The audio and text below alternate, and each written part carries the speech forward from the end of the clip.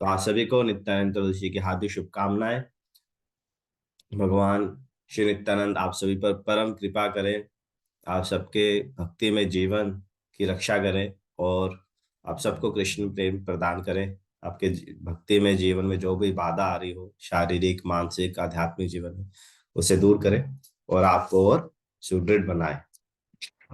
और इसी तरह आप जीवन के अंतिम समय तक हरे कृष्ण महामंत्र का जप करते रहें। ये हमारी प्रार्थना है आपकी, आपके लिए। तो कल का ही हम थोड़ा सा कंटिन्यू करते हैं और फिर नित्यानंद प्रभु जी के बारे में भी डिस्कस करेंगे। तो प्रश्न चल रहा था कि कठिन परिस्थितियों में जप करना आसान हो जाता है, हमारा मन एकाग्र हो जाता है, हम भगवान की शरण लेते हैं, है ना। दुख में सिमरन सब करे, सुख में करे ना कोई। जो सुख में सिमरन करे तो दुख काहे को होए। तो उसी को आगे बढ़ाते हुए कि कैसे ऐसा करें, तो उसके लिए बहुत आवश्यक है कि हम इस कृष्ण भावनामृत आंदोलन की गंभीरता को समझें और कितना ये मनुष्य जन्म दुर्लभ है, कितना ये क्षण भंगुर है ना। दुर्लभ मानव जन्म पाया, तो इसकी गंभीरता को समझे। ये बहुत ही रेयर चीज हमको मिली है मनुष्य जीवन, इसे ऐसे ही पैसे और सुख सुविधाओं के पीछे दौड़ते हुए नहीं गंवाना है। और इसके बारे में आगे लिख रहे हैं, आपका प्रश्न गंभीरतापूर्ण है तथा खुले हृदय से व्यक्त किया गया है। एक ओर से आप निश्चय ही माया के द्वारा प्रताड़ित किए जाएंगे और आपको यह भली भांति ज्ञात होना चाहिए। मैंने यह कभी नहीं सोचा था कि मैं वृद्ध होऊंगा। जब मैं 20 वर्ष का था तब मैं कहता था 30 वर्ष से अधिक आयु वाले किसी व्यक्ति का भी विश्वास मत करो। अब मैं क्या कह सकता हूँ, संभवतः 50 वर्ष से कम आयु वाले किसी व्यक्ति का भी भरोसा मत करो, यह प्रकृति निर्दयी है। आपकी संकीर्तन सेवा करते रहने से अवश्य ही महाप्रभु आपको अतिशय कृपा प्रदान करेंगे। हरे बोल। तो जीवन बड़ा निर्दयी है ना। समय ऐसे ही बीत जाता है, किसी को पता नहीं चलता। अभी ऐसे फील होता है कभी कभी, सोचा अरे अभी तो मैं कॉलेज में था और अभी आज इतना हो गया, शादी हो गया, बच्चे हो गए, घर आ गए। तो बड़ा जल्दी समय बीत जाता है, पता नहीं चलता, और सब देखते देखते हम सब बूढ़े हो जाएंगे, मृत्यु के करीब आ जाएंगे। क्या करेंगे तब। तो सिर्फ संकीर्तन जो सेवा है, जो हरिनाम है, यही कर पाएंगे, है ना। बूढ़े हो जाएंगे तो क्या होगा, ना चल पाएंगे, ना बोल पाएंगे, ना देख पाएंगे, ना सुन पाएंगे, कोई हमारी कदर भी नहीं करेगा, बच्चे भी जानेंगे नहीं जानेंगे, कुछ पता नहीं। पर एक चीज है जो हम हमेशा कर सकते हैं, है ना। बूढ़े होने पर कोई एक्टिव सेवा भी नहीं कर पाएंगे, है ना। वक्त कोई ऐसा नहीं है प्रसाद बना पाएंगे, कुछ कर पाएंगे, बट हरिनाम हमेशा कर सकते हैं। हरिनाम लेने से कोई ना रोक सकता है, ना कोई नाम किसी पे डिपेंडेंट है, ना इसके लिए कोई धन चाहिए। इसके लिए तो बस चाहिए मन की श्रद्धा। तो बूढ़े होने पर जब हमारे हाथ पैर कुछ काम नहीं करेंगे, तब भी एक हरिनाम है, अगर हरिनाम में हमने टेस्ट मतलब रस डेवलप कर लिया, हरिनाम करने में हमें रस आने लग गया, तो ये हम वृद्धावस्था में भी कर पाएंगे। तो बस ये जो सेवा है, अगर ये हम करते रहे तो महाप्रभु अवश्य हम पर कृपा प्रदान करेंगे। महाप्रभु हर किसी को कृपा देने आए, जो भी हरिनाम जप करेगा उसको महाप्रभु और नित्यानंद प्रभु कृपा देने आए, कृपा बांटने आए खुले हृदय से। ये बहुत ही सुंदर भजन है। सुरभि कुंज ते नामे हाट खोले छे, खोड़ा निताय खोड़ा निताय। श्रद्धा मूल्य शुद्ध नाम ते हाट ते बिकाय, खोड़ा निताय खोड़ा निताय। खोड़ा मतलब बंगाली भजन है ये, तो इसमें खोड़ा मतलब व्यापारी। नित्यानंद प्रभु क्या व्यापारी हैं, और किस क्या व्यापार करते हैं, सुरभि कुंजते नामे हाट खोले छे। सुरभि, सुरभि नदी के कुंज पे, सुरभि के कुंज यानी सुरभि के किनारे पे उन्होंने क्या खोला है, नामे हाट खोले छे। नाम का हाट, हाट मतलब दुकान, बंगाली भाषा में हाट मतलब दुकान। तो नाम की दुकान खोली है, सुरभि कुंज पे नाम की दुकान खोली है। नवद्वीप में जगह है सुरभि कुंज, गौतम द्वीप में पड़ती है। सुरभि कुंज पे नाम हाट खोला है। अच्छा, क्या बिकता है वहां पे, क्या कीमत है, 100 रुपए 1000 रुपए, क्या कीमत है। श्रद्धा मूल्य शुद्ध नाम तेई हाट ते बिका है। क्या बिक रहा है वहां पे, शुद्ध नाम बिक रहा है। और क्या मूल्य उसका, शुद्ध नाम। श्रद्धा मूल्य शुद्ध नाम तेई हाटे ते बिका। बस जिसके पास श्रद्धा है ले लो बटोर लो। एक और बहुत ही सुंदर भजन है ना। राम नाम के हीरे मोती मैं बिखराऊं गली गली, लूट लो जिसका दिल चाहे, लूट लो जिसका दिल चाहे, मैं शोर मचाऊं गली गली। राम नाम के हीरे मोती मैं बिखराऊं गली गली। ले लो लूट लो। हम तो बस क्या है, बांट रहे हैं। लूटने वाले लूट लो। तो ये महाप्रभु ने दिया है। बड़ा अद्भुत सौभाग्य है कलयुग का, बहुत अद्भुत सौभाग्य है। आपको पता है, देवी देवता जो ऊपर स्वर्ग लोक में बैठते हैं वो प्रार्थना करते हैं मनुष्य लोक में आने के लिए, पता है। दे प्रे कि उन्हें ह्यूमन बर्थ मिले इस धरती पर। क्यों? क्योंकि स्वर्ग में भक्ति नहीं हो पाती है, स्वर्ग में इतना ऐशो आराम, इतनी सुख सुविधाएं हैं कि वो व्यक्ति भक्ति कर ही नहीं पाता है। और एक कलयुग में कहते हैं, कलयुग इतना, कलयुग में दोष ही दोष हैं, पर इस दोष में एक ही अद्भुत गुण है कि मात्र मात्र बस कृष्ण नाम लेने से परम परम गति प्राप्त हो जाती है। तो यही नित्यानंद प्रभु और श्री चैतन्य महाप्रभु इस कलयुग के लोगों को उद्धार करने के लिए प्रकट हुए हैं, उनका और कोई उद्देश्य नहीं है। इस कलयुग के जीवों के ऊपर कृपा करने के लिए। बद्ध जीव हैं, आए दिन किसी न किसी समस्या से प्रताड़ित रहते हैं, मंद बुद्धि है, अल्प आयु है, भौतिक इच्छाएं हैं, कामनाएं हैं। तो ऐसे जीवों पर कृपा देने के लिए आए हैं कि कैसे इन कलियों के लोगों का उद्धार होगा, ये कलियों के लोग आसे कहाँ जाएंगे, उनके लिए आए हैं। तो ये कलयुग का बहुत सौभाग्य है कि हमें श्री चैतन्य महाप्रभु की शरण मिली है। ऐसी कृपा कभी अवेलेबल नहीं थी, ना कभी थी ना होगी। और उसमें भी हमारा एक बहुत बड़ा सौभाग्य ये है कि इस कलयुग में जिसमें हम हैं, ये जो सत्य, द्वापर, त्रेता और कलयुग, इसका जो चक्र चलता रहता है, ब्रह्मा जी के एक दिन में 1000 ऐसा साइकिल होता है। सत्य, त्रेता, द्वापर और कलयुग, ठीक है, ये एक सेट हो गया। ऐसे 1000 सेट होते हैं ब्रह्मा जी के एक दिन, ठीक है? तो उस 1000 सेट में, है ना, हर बार भगवान कृष्ण आते हैं, राम आते हैं, और नरसिंह, तो हर भगवान के हर अवतार हर बार आते हैं, ठीक है। पर ब्रह्मा जी के एक दिन में सिर्फ एक ही द्वापर युग ऐसा होता है जिसमें भगवान कृष्ण स्वयं आते हैं। बाकी युग में भी आते हैं पर वो भगवान स्वयं नहीं होते, वो भगवान की के एक्सपेंशन होते हैं, भगवान का विस्तार होते हैं। ओरिजिनल कृष्ण, वास्तव कृष्ण सिर्फ एक बार आते हैं, ठीक है। और जिस युग में भगवान कृष्ण स्वयं आते हैं, ओरिजिनल वन, उसके आगे आने वाले कलयुग में श्री चैतन्य महाप्रभु स्वयं आते हैं, ठीक है। बाकी आगे पीछे उनके विस्तार जो होते हैं वो आते हैं, स्वयं नहीं आते, स्वयं बस एक ही बार आते हैं। तो हमारा ये सौभाग्य है जिस कलयुग में हम हैं, ठीक है, जिस कलयुग में हम हैं, हमारे जो पहले द्वापर आए उसमें भगवान कृष्ण स्वयं आए थे, भगवान का विस्तार नहीं आया था, स्वयं कृष्ण आए थे। जिस द्वापर में हम हैं, स्वयं राम आए थे। और जो इस कलयुग में श्री चैतन्य महाप्रभु स्वयं आए थे। ये हमारा बहुत बड़ा सौभाग्य है।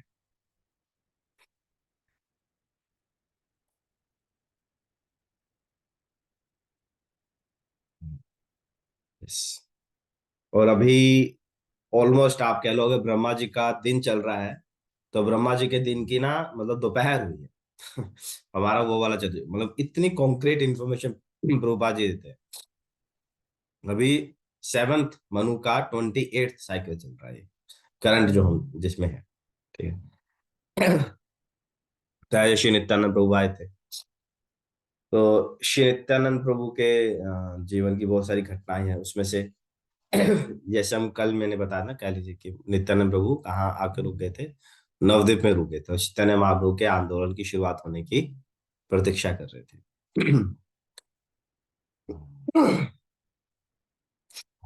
तो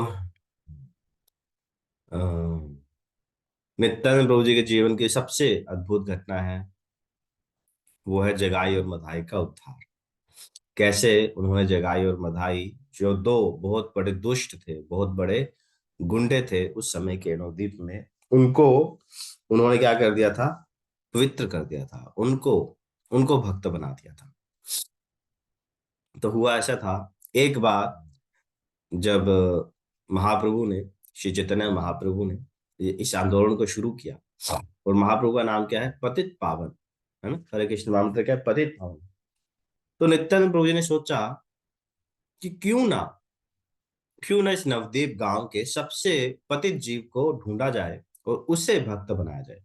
अगर वो सुधर गया तो सारा सारा संसार सुधर जाएगा, भगवान श्री चैतन्य महाप्रभु की जो महिमा है सब जगह फैल जाएगी, सबसे पतित जीव को ढूंढा जाए। तो उन्होंने पूछा आसपास, उन्होंने पूछा हाँ भाई सबसे पतित कौन है। तो उन्होंने बताया कि जहां पर दो भाई रहते हैं, वो एक ब्राह्मण के पुत्र थे, जगदानंद और मगदानंद। पर समय के साथ वो इतने इतने दुष्ट कार्यों में तल्लीन हो गए, हर प्रकार का दुष्ट कार्य करने लग गए, कि उन्हें ब्राह्मणों ने अपने समाज से बहिष्कृत कर दिया, और उनका नाम पड़ गया जगाई और मधाई। जगाई और मधाई। और हर प्रकार का दुष्ट कार्य इन्होंने किया, कोई ऐसा पाप कार्य नहीं है जो इन्होंने ना किया हो। और इवन यमराज की पुस्तकें भी भर गई इनके पाप कार्यों का रिकॉर्ड रखते हुए। और सभी ने उन्हें सावधान किया कि आप उनके पास मत जाइए, वो आपको मार देंगे, आप उनके पास मत जाइए। पर भगवान से भी दयालु कौन है, भगवान के भक्त हैं जो उन्हें कृपा प्रदान करते रहते हैं, कृपा देने आते हैं। भगवान से भी दयालु उनके भक्त होते हैं। तो नित्यानंद प्रभु हरिदास ठाकुर के साथ उनके पास गए और उनसे भिक्षा मांग लगे, प्लीज आप एक बार कृष्ण नाम लीजिए, उन्हें हरिनाम का प्रचार करने लगे। पर उन्होंने कहा, पर इससे जगाई और मदाई गुस्सा हो गए। उन्होंने बोला, हे हमारे पास मत आओ तुम, हमें कृष्णा नहीं चाहिए, चले जाओ नहीं तो हम तुम्हें मार देंगे। पर नित्यानंद प्रभु फिर से उन्हें आग्रह कर रहे थे, विनती कर रहे थे, तो वो से उन्होंने पत्थर उठाया और उनके पीछे भागे। तो नित्यानंद प्रभु दोनों भाग गए, भाग कर कैसे तो उन्होंने अपनी जान बचाई। तो जब फिर शाम के समय, संध्या के समय वो महाप्रभु के पास गए, तो महाप्रभु ने उनसे प्रीचिंग रिपोर्ट मांगी, बताओ आज किन किन को प्रचार किया। तो फिर नित्यानंद प्रभु ने सारा उन्होंने बताया कि हम ऐसे दो भाइयों के पास गए थे और उन्होंने हमें ऐसे भगा दिया। तो देखिए महाप्रभु की महिमा देखिए, महाप्रभु कहते हैं नहीं, कल तुम फिर जाओ, कल तुम फिर जाओ उनके पास। तो अगले दिन नित्यानंद प्रभु फिर जाते हैं और उनसे ऐसे ही प्रार्थना, मतलब बोलते हैं कि आप कृष्णा का नाम लीजिए, कृष्ण नाम लीजिए। तो वो बहुत गुस्सा हो जाता है, हे हमने तुम्हें मना किया था ना जहाँ आने से, क्यों आए तुम। और इतना गुस्सा हो गए, मधाई ने वहां पर कोई मटकी पड़ी थी, मटकी उठा के नित्यानंद प्रभु के सिर पे मार, और उनके यहाँ सारा खून निकल रहा है। पर फिर भी नित्यानंद प्रभु क्रोधित नहीं हुए। ये वही नित्यानंद प्रभु हैं जो द्वापर में बलराम थे। और बलराम जी एक बार तीर्थ भ्रमण कर रहे थे और एक स्थान पर रुके, और वहां पर कुछ ऋषि मुनि बैठे थे, और उन्होंने रोमहर्षण सूत व्यास आश्रम पर बैठकर कथा कर रहे थे। तो बलराम जी उतरे और साधुओं के संग के लिए गए, तो बलराम जी को आता देखकर सभी प्रणाम किए, सभी ने दंडवत प्रणाम किया। पर रोमहर्षण सूत जो व्यास आश्रम पर बैठे थे, उन्हें थोड़ा अभिमान हो गया कि मैं तो व्यास आश्रम पर बैठा हूं, मैं कैसे उठ सकता हूँ। तो ये कहकर उन्हें अभिमान हुआ, तो वो उठे नहीं, खड़े नहीं।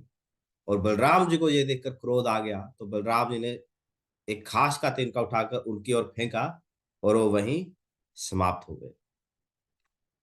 तो यह बलराम जी जो इतनी सी बात पे क्रोधित हो गए, ये वही बलराम जी, बलराम होइलो निताई, यही बलराम आज नित्यानंद प्रभु के रूप में है।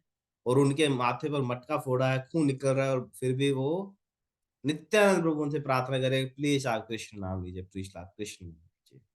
तो श्री चैतन्य महाप्रभु तो स्वयं भगवान है, अंतर्यामी। जब जैसे ही उन्हें पता चला नित्यानंद प्रभु को मार दिया है, वो अपना सुदर्शन लेकर आ गए उन्हें मारने के लिए और उन्हें खत्म कर दो। श्री चैतन्य महाप्रभु का इतना क्रोधित रूप आज तक किसी संसार ने नहीं देखा था। महाप्रभु का क्रोध, और सुदर्शन के साथ मार तो आए तो जगाए और मारा, दोनों उनके चरणों में गिर गए और पूरा डर गए। और नित्यानंद प्रभु बस वो महाप्रभु तो उन्हें मारने ही वाले थे, नित्यानंद प्रभु ने रोक दिया। नित्यानंद बोले, हे प्रभु, ये कलयुग है, इसमें यहाँ इस समय आपका शस्त्र सुदर्शन नहीं है। इस कलयुग में आपका शस्त्र क्या है? हरे कृष्णा कृष्ण कृष्ण हरे हरे, हरे राम राम राम हरे हरे। यहाँ पर आपका शस्त्र है हरे कृष्ण। कलयुग में अगर आप सुदर्शन चला दिया तो कलयुग में बचेगा ही कोई नहीं, है सब पापी। है ना? हमें क्या करना है? हमें पाप को मारना है, पापी को नहीं। Kill the sin, not the sinner. तो अंधा हृदय की जो पाप वृत्तियां है ना, उसे खत्म करना है, उसे समाप्त। तो महाप्रभु ने कहा, तो ये जगाए और मदाए नित्यानंद प्रभु करुणा देकर नित्यानंद प्रभु के चरणों में गिर गए। और नित्यानंद प्रभु ने बोला, अरे ये जो एक्चुअली जब मधाई ने मार दिया था ना मटका, तो वो दूसरा और मारने वाला था। एक मार के चाय नहीं मिला, एक और मारने वाला था। जगाई ने रोक दिया, जगाई बोला, नहीं नहीं छोड़ यार, साधु है, क्यों इतना मारा। तो नित्यानंद प्रभु बोला, अरे ये जगाई है ना, इसने तो रोका, ये तो और मारने वाला था, जगाई ने रोका मुझे, जो जगाई ने इसे मारने से रोका। चैतन्य बोले, अरे तुमने मेरे भक्त भक्त के लिए भक्त को मारने से रोका। तो चैतन्य ने जगाई को गले लगा लिया। और जैसे ही गले लगाने, जो इतने पापी थे, इतने पापी थे ना, इनका शरीर इतना काला था, इनका सारा पाप, कालापन महाप्रभु के ने खींच लिया अपने। महाप्रभु का रंग चमकता गोल्डन, पूरा पीले रंग के, गोल्डन रंग के थे, स्वर्ण रंग के थे। महाप्रभु पूरे काले रंग के पड़ गए और जगाई एकदम गोरा हो गया। महाप्रभु ने सारा पाप उनका अपने में खींच लिया। और ये देखकर मदाई भी नित्यानंद प्रभु के चरणों में गिर गया और क्षमा याचना करने लगा। और नित्यानंद प्रभु की क्षमा करने से महाप्रभु ने मधाई को भी कृपा प्रदान की, मधाई को भी गले लगा लिया और उसका भी सारा पाप अंदर ग्रहण कर लिया और इन दोनों भाइयों को हरिनाम दीक्षा दे दी। फिर इन दोनों भाई पूरा पूरा चेंज हो गए, बहुत ही लोगों ने चेंज हो गए एकदम से। इनका व्यवहार, सबका आदर सम्मान करना, बहुत ही कोमल, विनम्र विनम्र हो गए। इन्होंने जिन जिन से भी जो जो लूटा था सबकी संपत्ति वापस की। फिर भी मधाई को अंदर से बहुत वेदना होती थी, मैंने इतने पाप किए हैं। तो नित्यानंद प्रभु ने कहा कि तुम एक यहाँ पर गंगा के किनारे घाट का निर्माण करो, बहुत सुंदर घाट का निर्माण करो, जहाँ पर नवद्वीप वासी आए और गंगा में स्नान करें, आनंद की अनुभूति करें। तो मधाई ने वैसे ही किया। और लोग क्या करते हैं, लोग समझ गए, अरे अब तो ये सुधर गए हैं, है ना। तो लोग, पर फिर भी लोगों में ना बहुत गुस्सा था, इन्होंने इतना प्रताड़ित किया। तो लोग क्या करते थे, पत्थर उठाकर फेंकते थे। पहले तो नहीं बोल पाते थे, पहले तो गुंडे थे, तो अब पत्थर मारते थे। तो मदाई क्या करते थे ना, मदा जगाई और मदाई पत्थरों को इकट्ठा करके ना फिर उस व्यक्ति के पास आते, उन्हें बोले थे, आपने मुझे एक पत्थर मारा पर वो मेरे दुष्ट कार्य के लिए पर्याप्त नहीं है, आप और मारिए मुझे, और मारिए।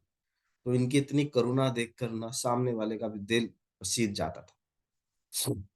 पर वो सब लोगों ने फिर इन्हें क्षमा कर दिया और इन्हें वैष्णव समाज में स्वीकारा गया और ये परम भक्त बन गए श्री चैतन्य महाप्रभु नित्यानंद प्रभु के। तो ये नित्यानंद प्रभु की करुणा है कि वो किसी का भी उद्धार कर सकते हैं, किसी का भी उद्धार करने में सक्षम है।